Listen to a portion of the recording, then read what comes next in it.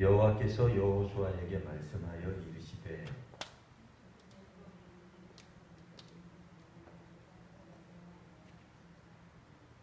여호수아가 제사장들에게 명령하여 이르기를 요단에서 올라오라 하매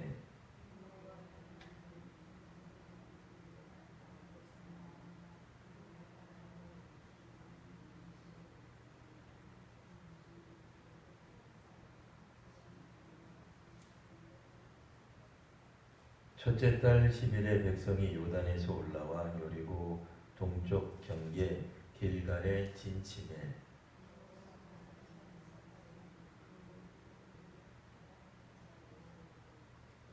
이스라엘 자손들에게 말하여 이르되 후일에 너희의 자손들이 그들의 아버지에게 묻기를 이 돌들은 무슨 뜻이니까 하거든.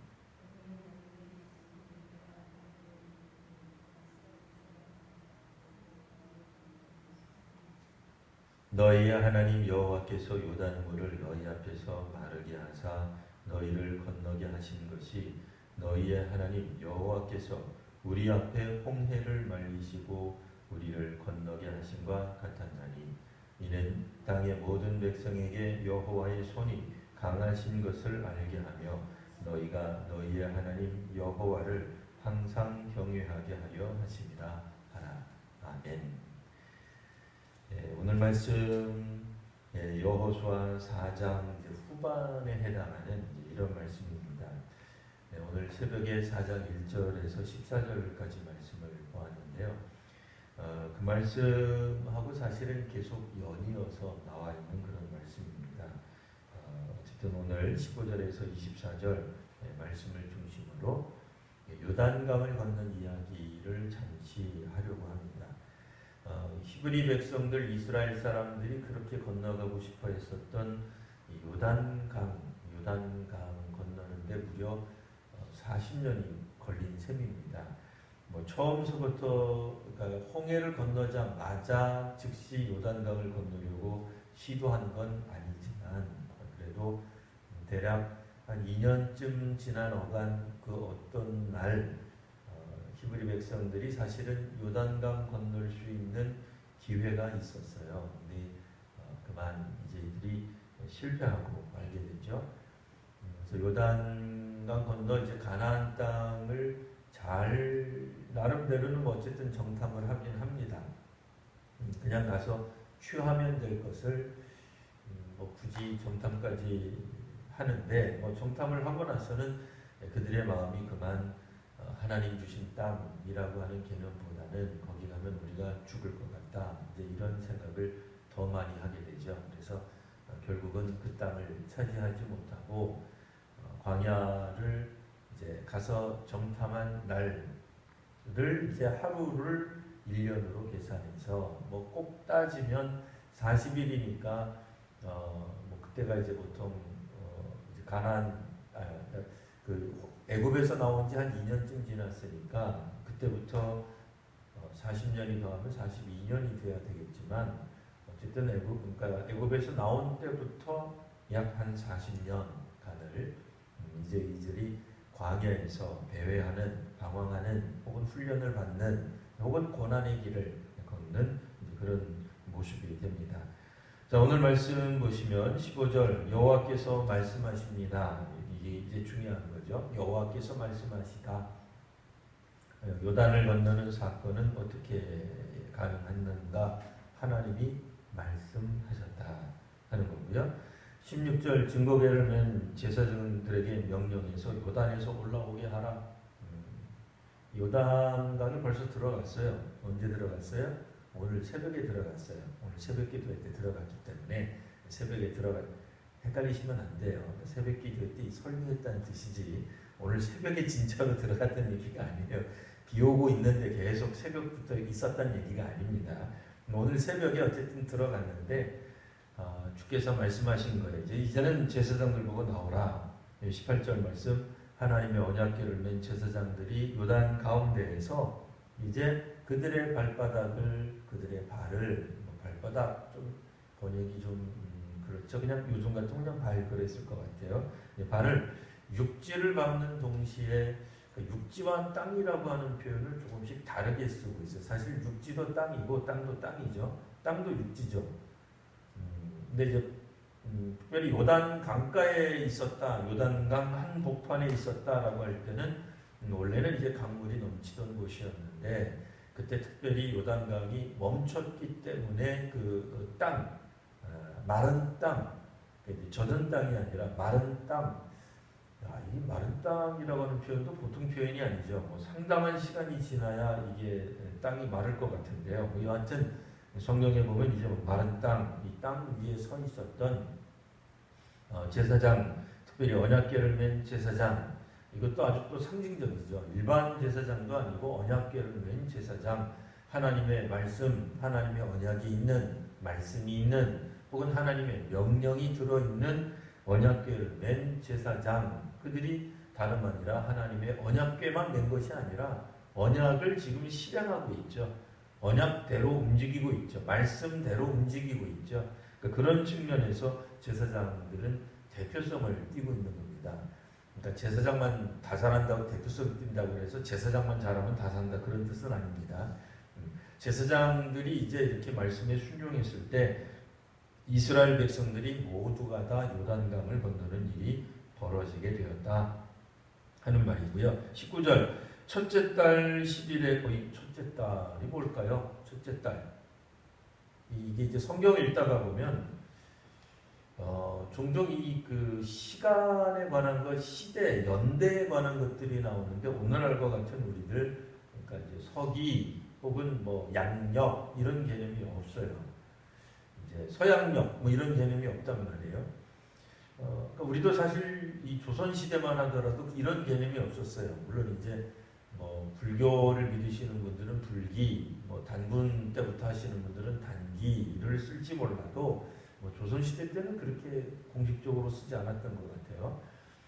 오늘날 우리들이 알고 있는 것처럼 어떤 임금님 몇 년 뭐 이런 식으로 날짜를 계산했어요.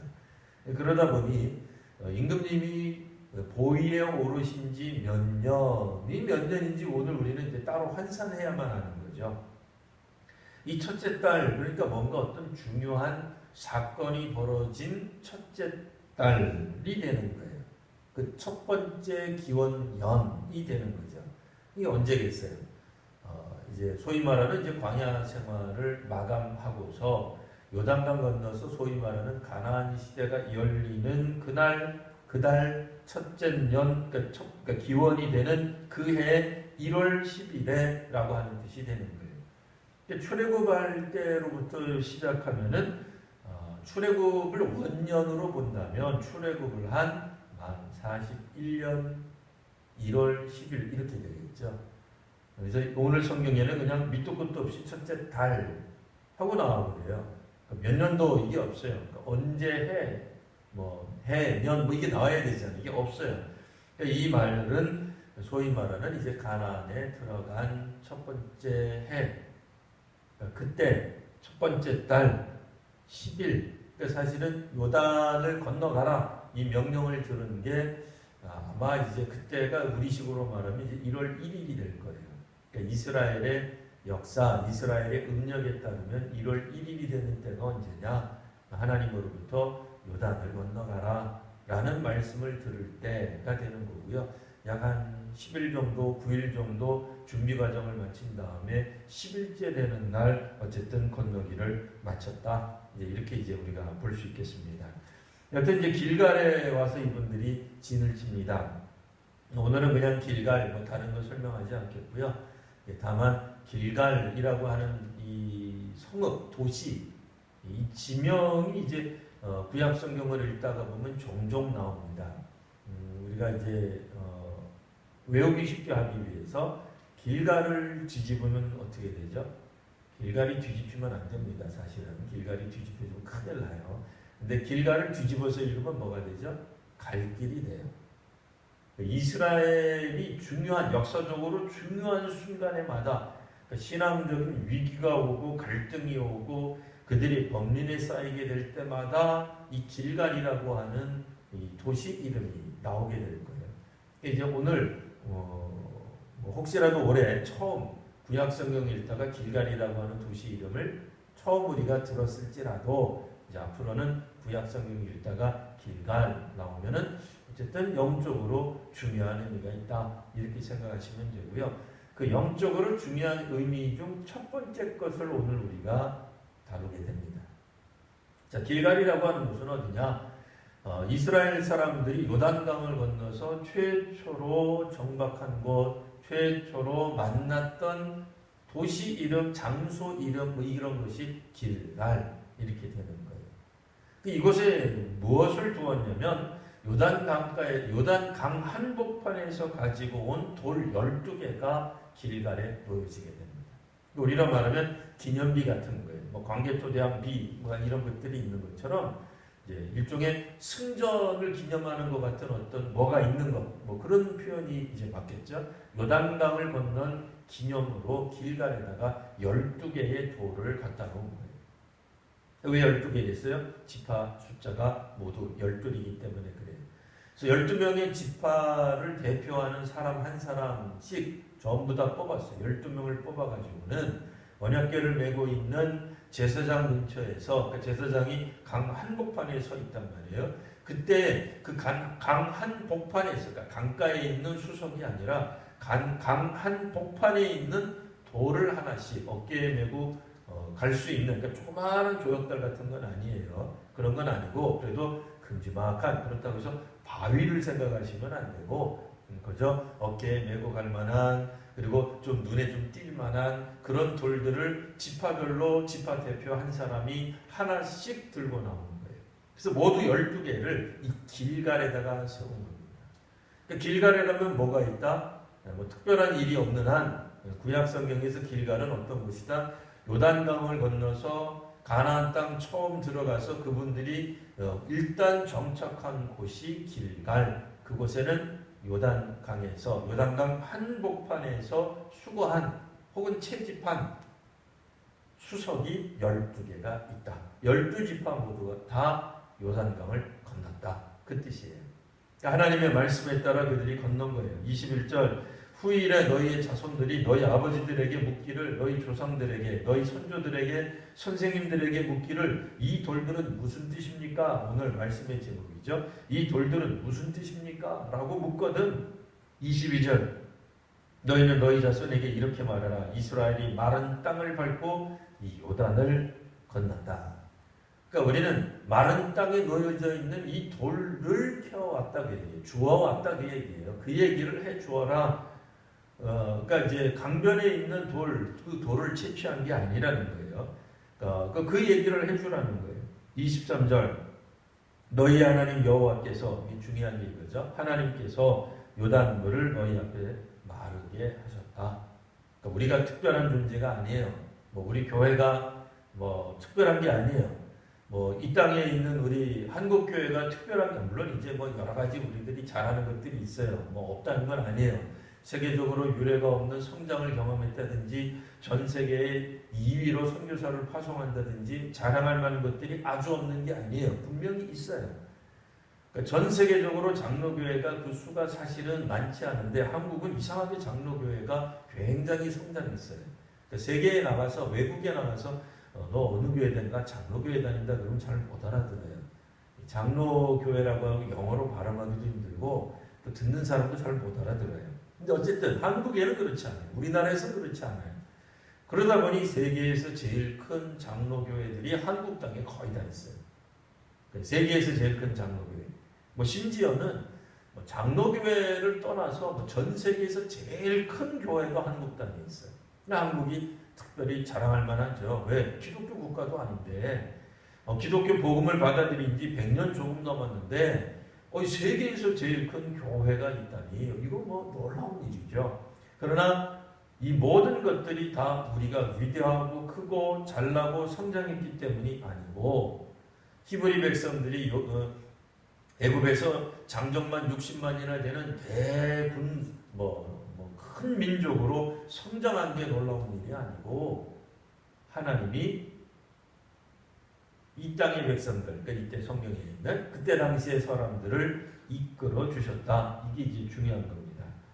자, 그래서 너희를 건너게 하신 것, 이것이 하나님 앞에서 우리를 홍해를 말리시고 우리를 건너게 함과 같았다. 그래서 홍해 사건과 거의 유사하다, 흡사하다. 심지어는 사건 자체가 똑같은 건 아니지만 내용 그 자체는 똑같다. 홍해를 멈추게 하시고 홍해를 마른 땅으로 만들어 주사 건너가게 하신 것처럼 요단강도 건너가게 하셨다. 그런 얘기예요. 오늘날 우리들이 이제 이스라엘 성지순례를 하거나 하면서 몇몇 군데 돌아다니다 보면 이제 요단강을 이제 가볼 때가 있다고 그래요. 근데 요단강은 요즘은 그냥 개천처럼 보인답니다. 그래서 저 뒤에서 도움받게 해가지고 팍 뛰면 건너갈 수 있을 것 같기도 한, 이제 이렇게 강폭이 조금 좁다 이렇게 얘기를 하는데, 이제 우기가 돼서 강이 범람하게 되고 강이 이제 물이 많이 차게 되면 폭이 800m가 되었다 그래요. 근데 이 성경에 나오는 이스라엘 사람들이 강을 건너는 시기가 우기 때였어요. 그러니까 비가 좀 많이 오고 또 추수할 때였기 때문에 아마도 이때도 어쩌면 강폭이 최소한 몇백 미터가 되지 않았겠는가, 보통 이제 그렇게들 생각을 합니다. 그러니 그냥 요즘 보이는 것처럼 강물이 만났을 때 뛰어넘어갈 수 있는 그런 정도 수준의 요단강이 아닌 거죠. 정말 긴 강폭이 넓은 요단강을 건너게 만드신 이가 누구냐? 하나님이시다 라고 이야기를 하는 겁니다. 그래서 철저하게 길갈에 있는 이 돌의 의미는 바로 뭐냐면 하나님이 우리를 이끄셨고 우리가 하나님의 말씀에 순종했을 때 이 같은 역사가 있었다. 그 얘기를 하고 있는 겁니다. 이럴 때 어떻게 돼요? 자, 24절 마지막 절입니다. 땅의 모든 백성이 여호와의 손이 강하신 것을 알게 될 것이다. 알게 하셨다. 하나님 스스로 하나님을 드러내 주셨다. 그 얘기예요. 사실 하나님을 드러내는 일, 믿지 않는 다른 이 땅에 있는 모든 사람들에게 하나님 드러내는 일은 오늘날 우리들 개념으로 표현하면 전도예요. 이 선교죠. 그러니까 전도는 언제 일어나는가? 하나님의 존재가 드러나고 하나님이 어떤 분이신지, 그러니까 하나님 백성이 아닌, 이스라엘이 아닌, 하나님을 믿지 않는, 하나님 택하신 백성이 아닌 사람들이 알게 되는 이 사건 언제 일어나느냐? 물론 이제 우리가 나아가서 전도지를 들고 전도할 때도 이런 역사가 나타납니다만, 오늘 성경에서 보시면 하나님 백성들이 순종할 때 전도가 일어나는 거예요. 그러니까 전도하는 방식은 선교의 가장 좀, 물론 이제 여러 가지 방식이 있겠습니다만, 오늘 본문에 나타나 있는 전도하는 방식은 뭐예요? 하나님 백성이 순종할 때 나타나는 겁니다. 그러니까 우리가 순종하면 하나님이 드러나게 돼 있어요. 순종하는 백성들 앞에 하나님이 홍해를 가르듯이 요단강도 가르치는 거예요. 그럼 그동안에는 왜 요단강이 안 갈라졌어요? 강 앞에 가지 않았기 때문에 그래요. 이스라엘 백성들이 기본적으로. 그러니까 믿음으로 강 앞에 나아가지 않아요. 강을 건너는 갔었던 것 같기도 해요. 때로는 혹은 강이 아니더라도 가나안 땅을 염탐하고 정탐하는 일이 아주 없었던 것은 아니지만 그들이 믿음으로 가는 데는 실패합니다. 물론 12명 중에 2명은 믿음으로 와서 이렇게 보고합니다만 훨씬 더 많은 숫자의 사람들은 믿음의 눈으로 보지 못해요. 그러니 정탐을 하든 말든 상관이 없어요. 정탐하기 전부터 혹은 정탐하고 나서도 그들의 눈은 시각은 변함이 없었어요. 그러니 이스라엘 백성들이 믿음을 가지고 가나안 땅에 들어갈 수 없는, 그러니까 지도자들이 순종하지 않는데 백성들이 무슨 수로 하나님 말씀에 순종하겠습니까? 안 되는 거죠. 근데 오늘은 그렇지 않아요. 그런 이야기가 전혀 없어요. 여호수아에서는 처음이라서 그런지 우리가 계속 읽다가 더 읽어봐야 되겠습니다만 아직까지는 하나님 말씀에 불순종하는 이들이 한 명도 없어요. 다 순종하는 거예요. 여호수아도 순종하고 12명 뽑힌 사람들도 순종하고 백성들도 순종하는 모습이 나옵니다.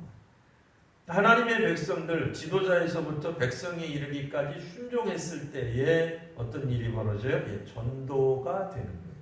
전도가 일어나는 거예요. 여기 성경이 이렇게 나오잖아요.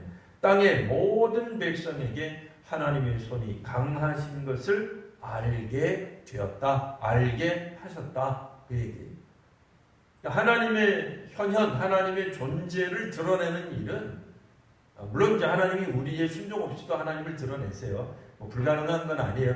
하나님이 하나님 존재를 드러내는데 우리가 불순종해서 가로막느냐? 아니, 꼭 그런 건 아니죠. 예, 우리가 불순종해도 하나님은 심판하기 위해서 오시죠. 그렇잖아요. 심판의 땅을 심판하는 소돔과 고모라를 순종하는 사람 하나 없이도 하나님은 하나님의 위대하신 능력, 심판하심, 역사하심을 드러낼 수 있어요. 근데 그거는 심판이고요. 전도라고는 말 안 하죠. 전도는 뭐예요? 하나님의 살아계심을 사람들이 보고 하나님을 향하여 두려움을 갖게 되는, 하나님 존재에 대해 막연하다 할지라도 깨닫게 되는 어떤 시점이 오는 거, 그게 전도예요. 전도의 사건은 오늘 본문 안에서는 어떻게 일어난다? 뭐 헌신, 뭐 열정 그런 개념보다는 단순하게 순종. 그러니까 교회가 순종하면 전도가 되는 거예요. 그러니까 전도가 안 일어나는 이유는 뭐냐? 물론 이제 꼭 그거를 일반화시킬 수는 없겠으나 전도가 안 되는 이유 중에 하나는 순종하지 않기 때문에. 물론 이제 뭐 여러 가지 사회적 요건, 환경적 요건이 뭐 있을 수는 있어요. 근데 그건 일단 접어두고 기본적으로 오늘 본문 안에서만 우리가 어떻게 하나님의 이름이 믿지 않는 다른 백성들에게도 드러나게 되는가? 이스라엘의 순종에 있어요. 그들이 하나님 말씀에 따라, 그러니까 여호수아를 통해서 주어진 하나님의 말씀에 따라 일사불란하게 순종하게 되었을 때, 순종했을 때 하나님의 놀라운 역사하심, 그러니까 요단을 막으신 거죠. 요단을 막고 이스라엘 백성들이 그 요단을 건너왔더라. 이게 이제 다른 민족들에게는 크나큰 두려운 이야기죠. 그들의 신은 자신들의 신이 할 수 없는 일들을 해내고 있는 거예요. 뭐 가나안 신이 있을 거 아니에요. 바알도 있을 거고 아사레가 있는데 그들의 신에게 아무리 간구하고 뭐 그들의 제사장들이, 그들의 선지자들이 자신들의 몸에 칼을 뭐 이렇게 하면서 피를 흘리면서 아무리 그 신께 부르짖어도 일어나지 않는 일들이 히브리 백성들은 일어난 거예요. 뭐 그들도 뭐 정탐꾼이 있겠죠. 들어보니까 뭐 누구도 피 흘리는 거 없어요. 뭐 기껏 한 거 보니까 뭐 이상하게 생긴 괴 같은 거, 상자 같은 거를 맨 몇몇 제사장으로 보이는 인물들이 요단강가에 들어가자마자 강물이 멈췄다. 저 상류부터. 그 얘기잖아요. 그 기가 막힌 거죠. 그러니까 뭐 이들이 볼 때 아니 저들의 신은 도대체 뭐 어떤 신이길래 저런 일들이 벌어지느냐? 두려운 거죠. 근데 이와 같은 일들이 가능했던 것은 왜 40년 동안에는 안 일어났어요? 출애굽 1세대는 순종하는 데 실패했기 때문에. 그러니까 홍해를 건너는 데까지는 성공했지만 홍해를 건넌 다음에 요단강을 못 건너갔다는 얘기예요. 근데 이 출애굽 2세대라고 말할 수 있는 다음 세대죠. 차기 세대죠. 차세대 그 이 사람들은 요단을 건너는데 일사불란하게 건너가고 있더라. 그 얘기예요. 그러니 결과적으로 무엇이 일어났다? 그러니까 오늘날 우리들이 생각하는 전도 그러면 꼭 뭐 교회 나오는 거 이렇게 생각하는데요. 물론 이제 이분들이 하나님께 나오지는 않았어요. 이제 그 못 백성들이 뭐 다 하나님께 나오지는 않았어요. 그러나 이제 우리가 여호수아를 통해서 읽다가 보면 이제 다음 뭐지 주일 혹은 그 다음 월화수 이렇게 하면서 우리가 계속 보게 될 건데요. 어떤 종족들은 싸우자고 덤비지만 어떤 부족들은 화해를 요청해요. 이스라엘에게. 그 이유가 뭐겠어요? 지금 일어난 이런 사건들이 정말로 그들이 생각해 볼 때 두려운 사건이 되기 때문에 그래요. 그러니까 그들을 지켜주는 신이 있어요. 강력한 신이 있어요. 근데 그 신에게 그 백성들이 순종까지 해요. 그러면 정말 무서운 거죠. 신이 노하는 이유는 뭐겠어요? 그 신에게 불순종하기 때문이죠. 신이 싫어하는 행동을 하기 때문에 그 민족 신이 뭐 분노하고 진노하는 거 아니겠어요? 근데 백성들이 그 신에 합당한 일들을 하고 있다. 기뻐하는 일들을 하고 있으면 그 신이 얼마든지 역사하겠죠. 그럼 이제 주변에 있는 사람들이 두려워지는 거죠. 같이 움직여지는 거니까. 자, 그래서 이제 24절 보시면 모든 백성이, 땅의 모든 백성이, 이거는 이제 히브리 사람 가리키는 얘기가 아닙니다. 이스라엘 사람을 말하는 게 아니라 주변에 있는 사람들이에요. 주변국이죠. 이웃 나라, 이웃 주민들, 이웃 백성들, 이웃 나라 사람들이 여호와의 손이 강하신 것을, 뭐 그렇다고 해서 뭐 전도됐다 그래가지고 뭐 선교라고 해가지고 이분들이 갑자기 회심하고 하나님 믿겠다고 돌아온 것까지는 아닙니다만, 그래도 적어도 이스라엘의 신 여호와에 대한 존재, 어떤 분이신지를 새삼 알게 되었다. 알게 되는 방법은 하나, 뭐예요? 순종이에요. 우리가 순종할 때 하나님의 역사하심이 오히려 더 드러나게 되는 겁니다. 자, 그리고 나서 그 다음에 우리는, 이스라엘이죠. 여기서는 너희는 이렇게 되어 있죠. 너희가 너희 하나님 여호와를 항상 경외하게 하려 하심이라. 너희 후손들이라 할지라도, 요단강을 건넌 경험이 없는 너희들이라 할지라도, 요단강이 갈라진 거 단 한 번도 본 적이 없을지라도, 이 돌들을 보면서 영적인 교훈을 깨달아야 되는데, 그 영적 교훈은 딱 한마디로 하나님을 항상 경외하자, 그 얘기예요. 또 우리 자녀들에게 이제 하나님의 살아계심을 증언하는 증언의 도구가 되는 거죠. 오늘 우리로 말하면 기독교 교육하는 장소가 되는 거예요. 일종의 성지 같은 곳이 되는 거예요. 일종의 이게 뭐예요? 이게 이제 교육적 목적으로 사용되는 돌이 되는 거죠. 교육 기자재가 되는 셈이에요. 이 돌들을 보면서 이 돌들이 어디서부터 나왔는 줄 아느냐? 사실은 요단강 한복판에 있었던 돌이다. 우리가 무슨 수로 요단강 한복판에 들어가서 저 돌을 가지고 왔겠느냐? 또 왜 하필이면 12개겠느냐? 각 지파, 우리 모든 지파를 상징하는 것이고 하나님이 우리를 이끌어 주셨음을 말하는 것이다 라고 이야기하는 것입니다. 우리가 하나님을 믿을 때 하나님 믿는 모든 사람들이 사실은 다 하나님 나라에 입성해야 됩니다. 누구는 탈락되고 그거 뭐 좋은 게 아니죠. 중도 탈락되는 거 결코 좋은 일이 아닙니다.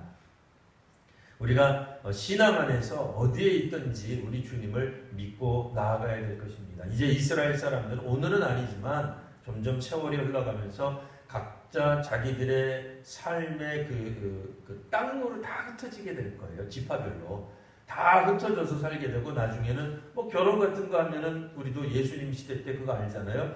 뭐 베들레헴 출신이라고 해서 꼭 베들레헴에 사는 건 아니에요. 유다 지파라고 해가지고 예수님의 그 부모들 유다 지파에 속해 있지만 뭐 베들레헴에 사는 건 아니잖아요. 다른 데 가서 살았단 말이에요. 갈릴리에서 살았단 말이에요. 그러니까 꼭 지파에게 주어진 땅에서만 사는 건 아니지만 각각 흩어져서 살고 또 그렇게 하기는 되겠습니다만 뭐 어디에 가서 살든지 하나님을 믿는 그 믿음을 가져야 된다라고 하는 것도 오늘 우리가 이렇게 알 수 있습니다. 오늘 이 말씀을 통해서 우리가 다시 한번 하나님의 놀라운 역사하신 은혜를 또 기억하시고 또 이 시간 함께 우리 하나님 앞에 기도의 자리로 나아가기를 바랍니다. 이 시간 먼저 같이 기도하실 때 하나님 오늘 우리들에게 순종할 수 있는 마음, 순종할 수 있는